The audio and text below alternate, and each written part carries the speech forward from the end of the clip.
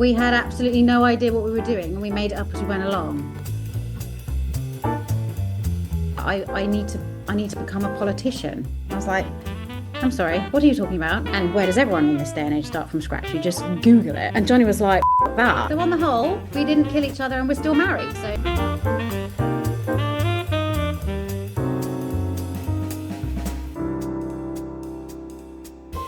Right, welcome to the Great Women podcast. I'm Ollie. And I'm Franny, and today we're with someone who's lived a life few could imagine. A woman of many talents with a career spanning airline logistics to political campaigning.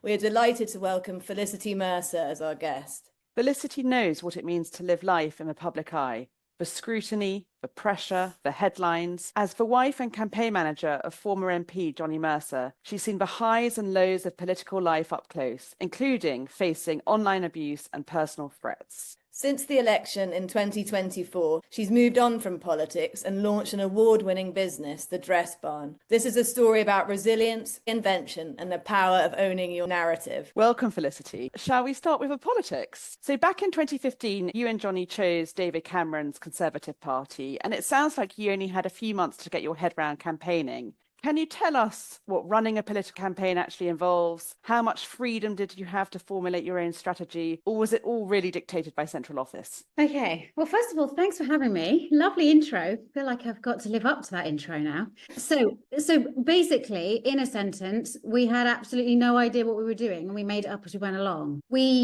So my husband, Johnny, who's aces, by the way, he came home from work one day, and obviously he was a soldier for a long time, and he'd done his tours of Afghan, and he was, living a fairly stable, he was running the commando course up at Oakhampton. He was really enjoying it. He was, just jogging along. And he came home one day because it had reached the threshold where more soldiers were killing themselves from suicide back at home than had died actually in the theatre of war in Afghanistan and Iraq. And that sort of tipped him over the edge, really. He couldn't quite get his head around that statistic. So he came home one day, literally like a normal Wednesday afternoon. I'm cooking tea and the children are back from school. And he just said, I need to become a politician. And I was like, I'm sorry, what are you talking about? No idea, how to go around it or anything. He was just adamant that he had to do something about this. He had to help veterans, and predominantly his generation of veterans from the Afghanistan years. And we were seeing our friends' lives fall apart, marriages fall apart, addictions springing up all over the shop. So he just said, I need to do this. And, we had absolutely no idea what we were doing at all. None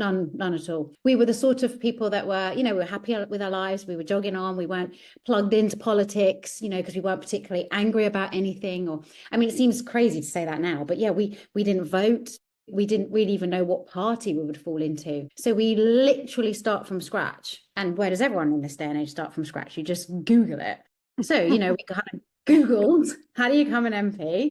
Kind of end up on a little bit of how we were supposed to do it, and then took it from there. So we were both learning as we went along. The first thing was to decide was, where was our political home? Where did we fit into? And I believe no one fits perfectly into any bracket, but we decided that the Conservative Party was probably our closest political home, although certainly not perfect. And then we took it from there. We had no idea, and I think it was our ignorance that actually got us over the line. We had no idea that I think the average person can take, I think it was between 12 and 18 years to actually become an MP. And he was sort of picked within a few months for his seat in Plymouth. And so within the year, he had become an MP.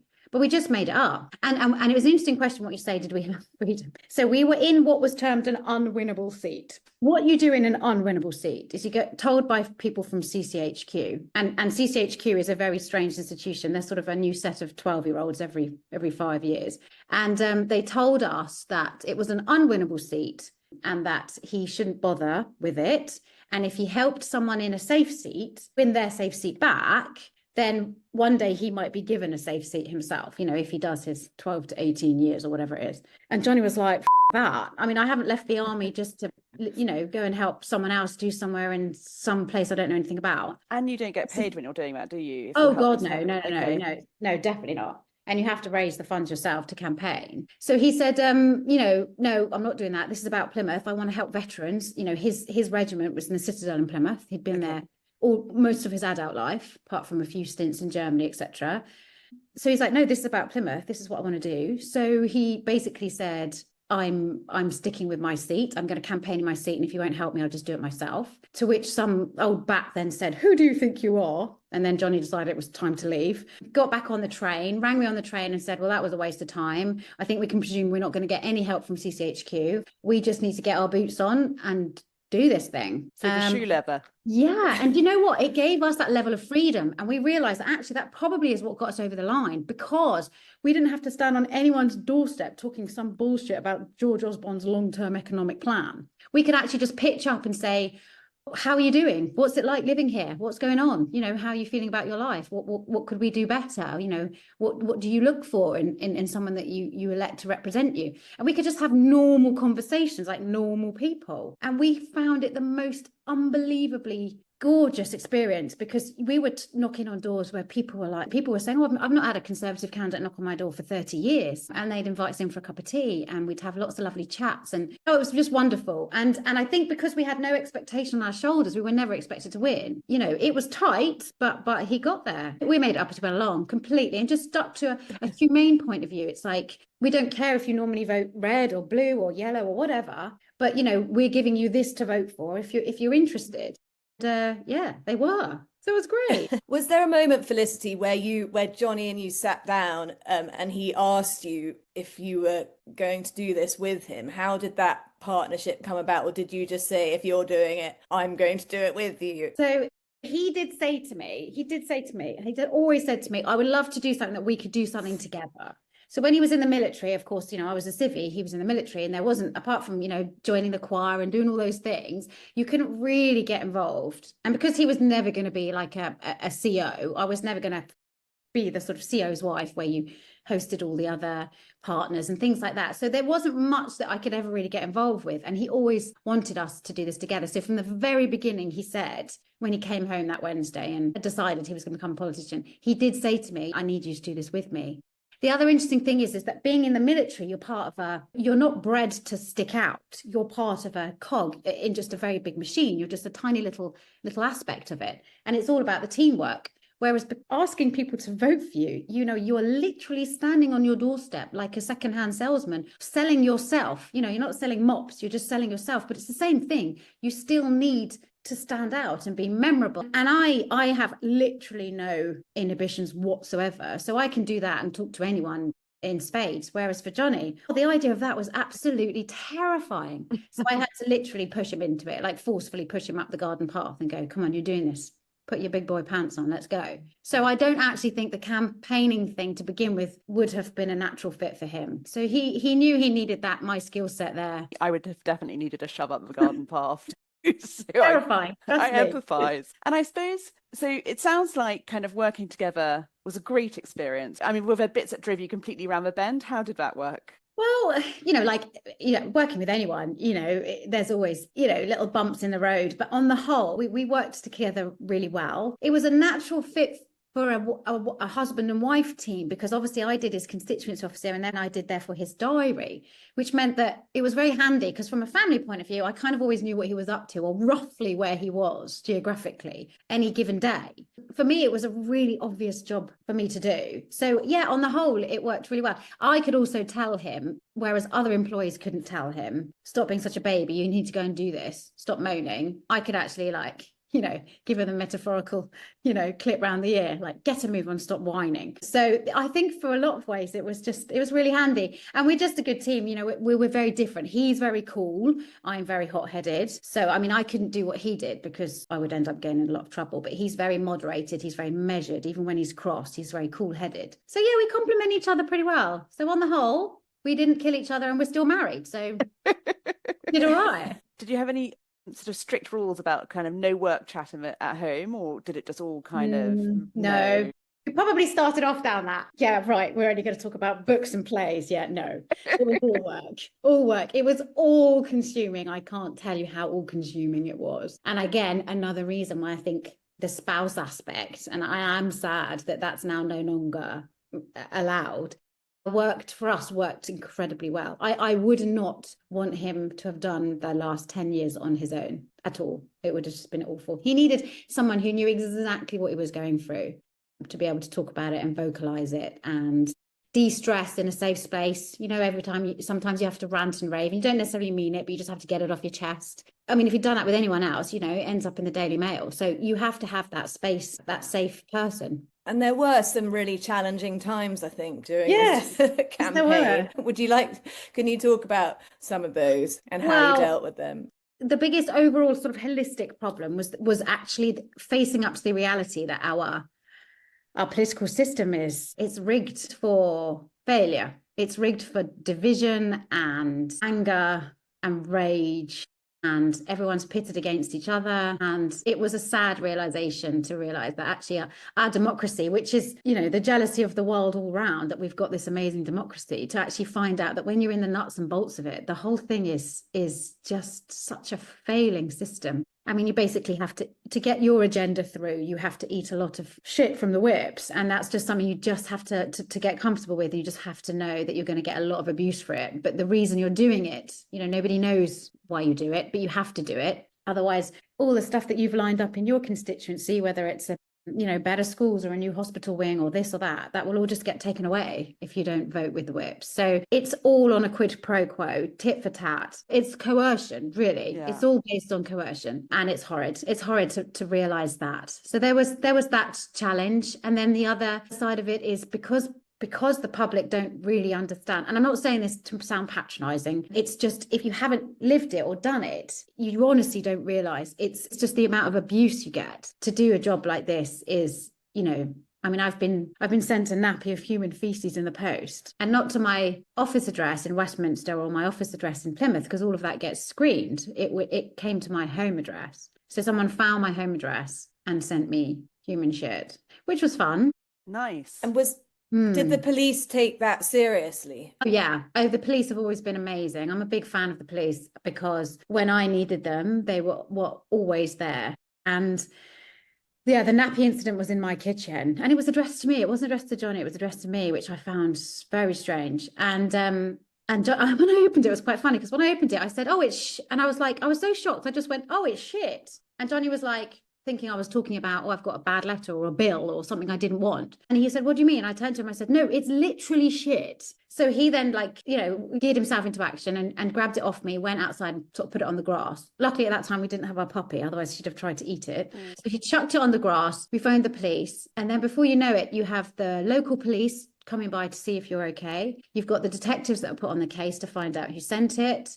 Then you've got the Met Police who are plugged into the parliamentary security system checking you're okay. And I don't think people realise quite how serious they take the security after, obviously, the murder of Joe Cox and David Amos, both two wonderful human beings. The security ramped up. And Johnny and I particularly were quite high on the list. We managed to really upset a lot of people. We don't know how. We just seemed to fit the bill that people, if they wanted to be hateful towards us, we were an easy target for some reason. So they really went for us. So we had a lot of security. We had 3 panic buttons put in the house at home. So obviously the children needed to be safe. Our whole property was, the fence, the perimeters was done. I had a security button linked to the security services that I had to carry around with me wherever I went in the constituency. And when I had open surgeries where people could wander into the office from the street, I had to have close protection security as well. So the whole thing changed enormously in our time. I'm so sorry. That sounds awful. Yeah.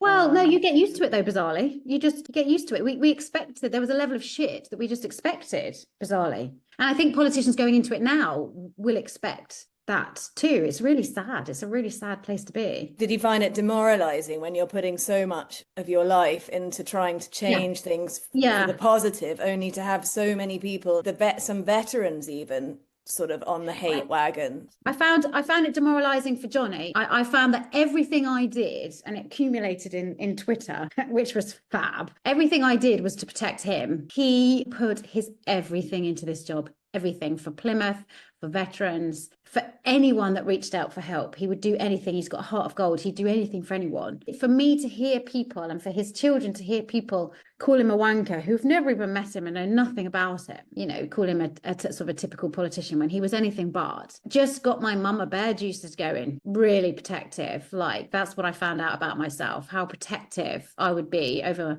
my people. I would get demoralized on his behalf because my work in the constituency would chug along, and actually I would get lovely, delightful constituents come in with a problem and we would help, and I had a brilliant casework team and we'd fix the problems and we'd get a win for them, and it would be wonderful. They'd bring in chocolates and wine, and it was all great, and that was lovely. It was the abuse that Johnny would get on social media from people who weren't in Plymouth, or who weren't a veteran, or who were a veteran but didn't get the answer they wanted out of government. You know, it wasn't from a local point of view, it was from a national point of view that I would feel very demoralized for him. Going back to what you were saying about the sort of social media, you've obviously had some very public disagreements online. I just wonder if you could just talk a bit about that and how you faced up to the trolls and the bullying. Yeah, my protective instincts definitely came to the forefront. And also, we've always had, and everyone from the military or being married into the military will understand, you know, if it's not funny till it's not funny, you know, you either laugh or you cry. So we always choose laughter. So our humor is pretty dark anyway, because that's what you use to get through.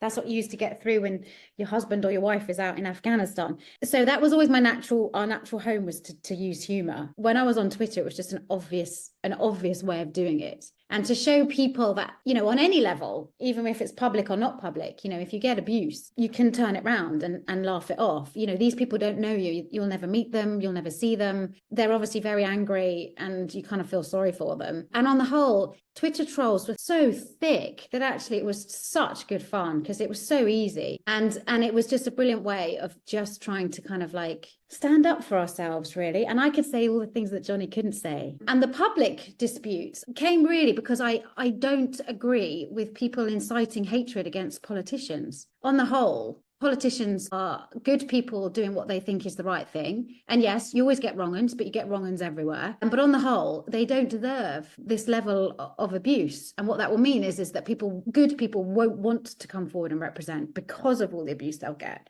So there was an element of me really pushing back against that. So when you get public figures, I say public figures, I mean, they're people who are trying to sort of stay relevant, but become these sort of political attack dogs when they've never done the job. They have absolutely no idea what's involved. And they drive all this hateful traffic towards our social media channels. And they are inciting hatred, in my view. You know, it is a crime and it should be in politics, but it seems that it's a very grey area because of free speech. And I get that too. So it's pushing back on people who think they can just get away with inciting all this hatred. And I would do it again. Do you think social media has made the kind of political debate, I suppose, much more toxic because you can be invisible and say things that you actually might not necessarily even think, but you feel that you've got license just to put it out there? Because also it's so immediate. Your rational brain doesn't kick in before your fingers have started flying over the keyboards about how outraged you are. Whereas you haven't actually had a time to think about it. You know, in the good old days, you'd have to think about it before penning something and then tying it to a leg of a pigeon. You know, old snail mail. You'd sit down and you'd write to your MP and I'm going to bother writing a letter and I'm going to pay for the postage and I'm going to post it to my MP. And it's something I feel is really worth saying. That was the good old days. Now it's just like a torrent of people's thoughts and opinions without any kind of sort of moderation. And yes, interestingly, I've never, ever had anyone come up to us in real life and say the sorts of things they would say on social media. If anything, you always feel the love when you're out and about. You know, people have still come up. You know, we haven't been in this job now for, I haven't been counting, 18 months almost. People still come up. He still gets at least 2 people a day coming up saying, I loved what you did. I really hope one day you go back, you know, you helped so-and-so, or, you know, and they can think of something that really meant something to them, which is lovely. And if you talk to the cops, they'll say exactly the same thing. These internet trolls, they are literally in their basement, you know, that it's not the real world. And the police take it really seriously. I mean, I had many times I've had police go around and knock on people's doors and they'll tell me, there was just like a kid living with his parents. Terrifying, isn't it? Absolutely crazy. And it's what police will end up doing on a full-time basis, is policing people who go too far on social media. And we still have an outstanding court case keeps getting deferred because he doesn't turn up or something, they do take it seriously. They do prosecute if it crosses the threshold. I was just wondering whether your experience of trolling and the bad side of social media has had or will have an effect on how you sort of educate your daughters about how they are going to communicate on social media.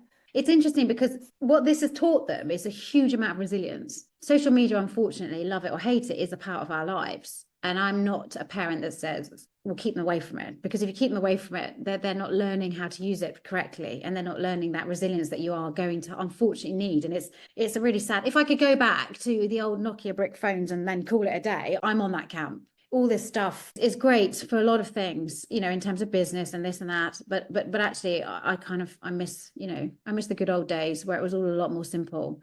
But I've just taught them that, you know, you have to be resilient on social media. Don't get caught up, you know, don't get caught up in anything that you feel uncomfortable with. And if you do want to feel uncomfortable with something, you know, you bring it to me. And that seems to have worked really, really well. I mean, I have 3 girls and, you know, my oldest 2 who this really applies to, they're both very sensible girls. And we all have a really good line of communication, and I trust them and I talk to them about it a lot. And they used to, I mean, I used to show them some of my tweets on Twitter and they'd roll around the floor laughing. They absolutely loved it because they knew that I was sticking up for daddy. And so I think that taught them a level of, yes, if you do get abuse or bullying of any kind, then you can switch it around and laugh it off. And we used to sit round at tea and I'd be like, look at the latest one, look what they've said about daddy and look what I'm going to say in reply. And it's not that I'm treating them to be a bullies, because my rule was always to be reactive, never proactive. The only time I broke my rule was when I called Liz Truss an imbecile. And although she hadn't provoked me directly on social media, she hadn't put out a tweet and said, your husband's a wanker. But the way she had behaved towards him and the lies that she had told him made me feel justified in that moment. But that was the only time I broke my rule and actually went after someone as if I was the bully, which I still don't really know how I feel about that, because it wasn't, it's not the best thing to do, but it's how I felt in the moment. So I kind of gave into it. Oh, well, don't worry. I think lots of people probably felt the same way. My mum was on the phone. She was thrilled. I absolutely loved it. Honestly, I had reporters phone me up and say that's one of the best kind of political spouse tweets I've ever seen. So it went down really well. But again, that doesn't necessarily justify. No, it doesn't mean it's a good the way thing. I talk to my children about it, like I'm not going after people. I'm just reacting to what they're saying. You know, and if they call me a CUNT, then I'll just retweet it and tell them that I'm busy next Tuesday. You know, so, you know, I'm trying to take something quite vile and turn it into something that we can all just laugh at. But you've come off Twitter, haven't you, since? Do you feel like your life has kind of improved since, or? Do you know what? I don't miss the rage of everybody, but I do miss the sense of fun. And actually what I really miss is the messages I'd get from people saying, do you know what? You have made me feel a lot better about Twitter, because it's an absolute cesspit. But I feel like people would actually, I couldn't believe it. People actually go onto Twitter, look for my tweets every day. And also what was really good to hear was there was someone lovely I knew at the time, and he was a single dad in the military bringing up girls. And he said, do you know what? I show your Twitter to my girls to say, don't take any shit. So, you know, it served a purpose. It served its purpose. It is not how I would choose to live the rest of my life on Twitter, no.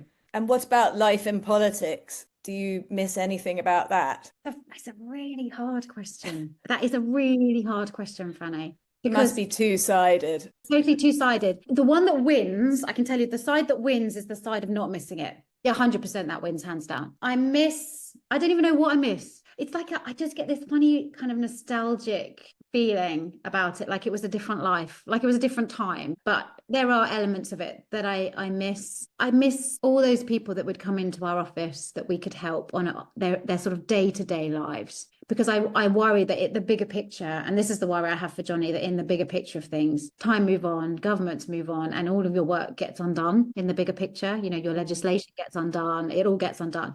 But on an everyday level for constituents, we did a hell of a lot of good. We did a lot of things for a lot of people, and that felt really good. I mean, it sounds like Johnny really went into politics with a purpose, and that was to kind of the initial purpose was to help veterans. I know he managed to get the kind of Veterans Office separated from the MOD. I mean, if you were to pick one thing that the government should do to help veterans, what would that be? Regulate the charities better. Interesting. That's one of many, many, many things. But this is where we're getting into a massive pickle, is that because the government didn't step up after Iraq and Afghanistan to do the post-theatre care, all these wonderful charities sprung up and brought everything to the public eye. But the problem is that now it has become a minefield, pardon the pun, of lots and lots and lots and lots of charity sectors. And all these wonderful people are doing is filling these gaps, the gaps that should never have been there in the first place. But as an end user, as a veteran, it makes everything very confusing. There's no one single clear pathway. Living your life, transitioning to Civvy Street is there's so many aspects to it, and crucially the healthcare pathway. So that, I would love to see a designated pathway, just one, with a designated care manager, care pathway worker for each veteran to signpost to say, right, this is where you go for this is where you go for this. And that's what Johnny tried to do. He was only one man, but he tried to take responsibility for all of this and bring it forward in a certain way. A near impossible task. And of course, as soon as you're out of government, someone comes along and unpicks it all. It makes you start to think, well, was it worth it? And would you ever go into politics, Felicity? I'd get into so much trouble if I went. I mean, don't get me wrong, it would be fun. We need more feisty ladies I like you. know, it would be so fun. I would have a brilliant time, and I would fight.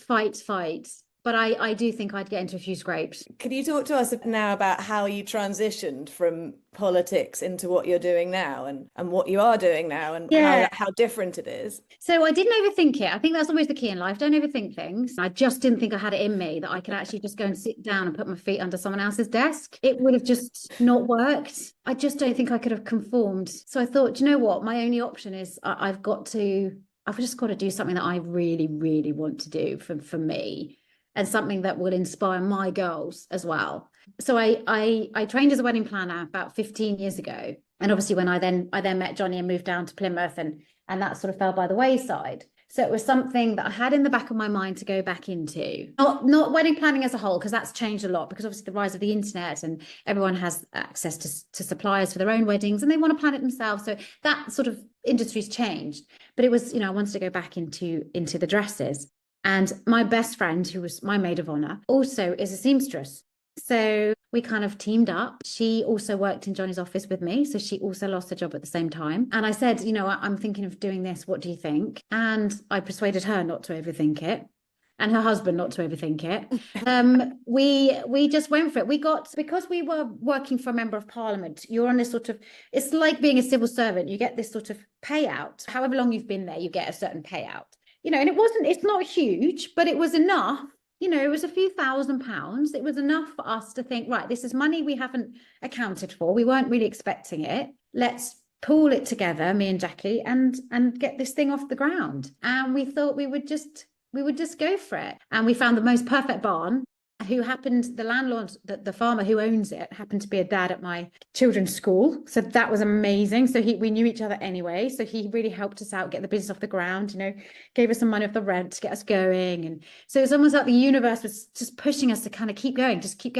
So, and we did. And of course, there's always the worry, am I going to open a wedding dress shop and it's going to be empty and we're just going to sit there listening to magic radio and then not doing anything. But the minute we opened the doors, it was just amazing. We've been so busy, and we've helped hundreds of brides find their dress, and hundreds and hundreds and hundreds of prom girls find their dress, and it's been amazing. And I've had to very quickly learn things like, we hit the VAT threshold in about 4 months. We were making enough money that we were then had to sign up to be VAT registered. So I've learned an awful lot about things like that. You just learn on the hoof. And it's been really inspiring for my girls as well. They keep saying to me, Mummy, I can't believe you own a dress shop. Yeah. And my oldest is my Saturday girl. She works in there earning some money on a Saturday, which is great for her, because then she's public facing. It's good for confidence levels. Yeah. And you won some awards as well. So we have won an award, and we're up for 3 more, which is fun and exciting and really nice, actually, because it's done off of feedback from your customers, which is fantastic, because it's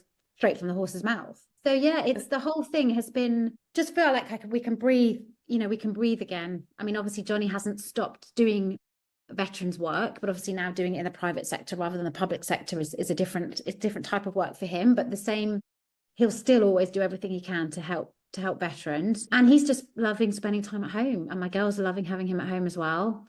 No more going to Westminster every week. which is great because we hate London. having him around. Oh, I live in London. I'm so sorry. I have such mixed feelings about London, but I've decided I definitely hate it. I'm so sorry. I apologise to all. I've never been a natural Londoner. I'm too friendly for London. I'd get into all sorts of trouble. Well, hopefully, and we're going to ask this question of everyone, but hopefully, the cocktail has also hit Devon and Cornwall. So if you could share one cocktail or several with a great woman from history today, who would it be and what cocktail would you choose? And if you don't drink, it could be tea. That's the thing. So I haven't drunk since my 21st birthday. So I haven't drunk, and I'm now almost 46. So I haven't drunk for a very, very long time. I couldn't even tell you a cocktail. I wouldn't know where to start. I am this mental sober. Drinking to me would just be a disaster. So I now no longer drink and haven't for a very long time. So I know exactly who I would have my cup of tea with though. And her name is Baroness Betty Boothroyd. A wonderful, wonderful, wonderful woman. So she became an MP in the 70s, I think early 70s, Labour MP. And it took her 20 years to get there, but she became the first female Speaker of the House. So the Speaker of the House, for your listeners who don't know this sort of thing, and why would you? I mean, I have this weird knowledge on things now that I never thought I'd have. The Speaker of the House is the one that sort of sits in the throne. If you've ever seen the chamber, she sort of sits at the throne and they preside over every debate. And they basically have to keep the House in order. So she, as you can imagine, being the first female to ever do this in a predominantly male environment, was this very formidable woman who had to keep all these men in check. And it was just a joy to watch. She was wonderful, really wonderful. And she had an amazing career. She was an MP for about 27 years, I think, and then died in 2023. But yes, definitely, I'd have a lot of time for her. I think we'd have been kindred spirit. Can we ask one more question, Felicity? Sure. Just looking back to your younger self, and just given everything, we haven't talked much about all the other things you've done, but you have had a very varied sort of career path, or you've done lots of different things. But what would you say to that Felicity? What advice could you give her? What I've learned along the way, and what I would have said to my younger self, is learn to pick your battles. Learn which things are worth fighting for and which things are just a waste of energy. And I think that's something I really learned in politics, is that the battles that are worth fighting, for me, it was protecting my loved ones, because I was so proud of everything that they do. And put your energies into things that really matter to you, and let the things that don't matter just go, let them go. And I think if I'd learned that a bit sooner, that might have been helpful. But I always thought that was a good thing that I could have told my younger self. Yeah, definitely. And I also love what I've heard you say quite a bit, which is just, and I think you've even said it while we've been chatting today, just don't overthink it. Because it's also being comfortable with failure. So if you don't overthink it, you don't stop yourself from trying new things. Exactly. Very, very good point to end on. So thank you so much, Felicity, from both of us. Thanks for having me. I'm always amazed that people are interested in what I've got to say, but so thanks for being interested. It's been a real We really pleasure. are. Thank you very much. I Oh, really it's been a enjoyed pleasure. that. Brilliant. A pleasure. Thanks for having me.